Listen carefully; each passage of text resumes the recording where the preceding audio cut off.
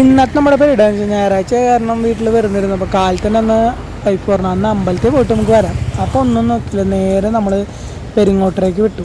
പെരിങ്ങോട്ടരിലാണെങ്കിൽ പൂര ജനം. ഇപ്പം നമ്മുടെ ഗുരുവായൂരിനേക്കാളും തിരക്ക് പോലെയാണ് പെരിങ്ങോട്ടരയിൽ. അമ്മാതിരി തിരക്കാണ്, വണ്ടി പാർക്ക് ചെയ്യാനോ ഒന്നിനും ഒരു ഗ്യാപ്പില്ല, ഫുള്ള് തിരക്കാണ്. അമ്പലം സാധാരണ നമ്മുടെ ആൾക്കാർക്ക് ആദ്യം ഒരു തെറ്റിദ്ധാരണ ഉണ്ടായിരുന്നു, ചാത്തൻ്റെ അമ്പലമാണ്, നിങ്ങൾ പോയി കഴിഞ്ഞാൽ പ്രശ്നമാണ്, അങ്ങനെ ഒരു തെറ്റിദ്ധാരണ ഉണ്ടായിരുന്നു.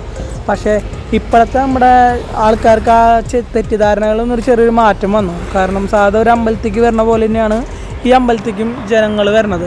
ആ ഒരു തെറ്റിദ്ധാരണ മാറി. സാധാ ഒരു അമ്പലത്തേക്ക് നമ്മൾ ഗുരുവായൂർക്കൊക്കെ പോണ പോലെയാണ് ഈ അമ്പലത്തേക്ക് വരണം. പിന്നെ ഈ അമ്പലത്തിൻ്റെ ഉള്ളിലേക്ക് നമുക്ക് ക്യാമറ ഒന്നും കയറ്റാൻ പറ്റില്ല.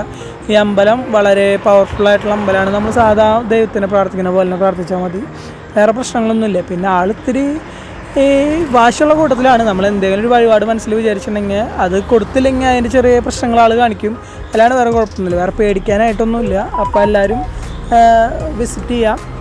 വീഡിയോ ഇഷ്ടമായാലും ലൈക്ക് ചെയ്യുക, സബ്സ്ക്രൈബ് ചെയ്യുക. Bye from trip talk family.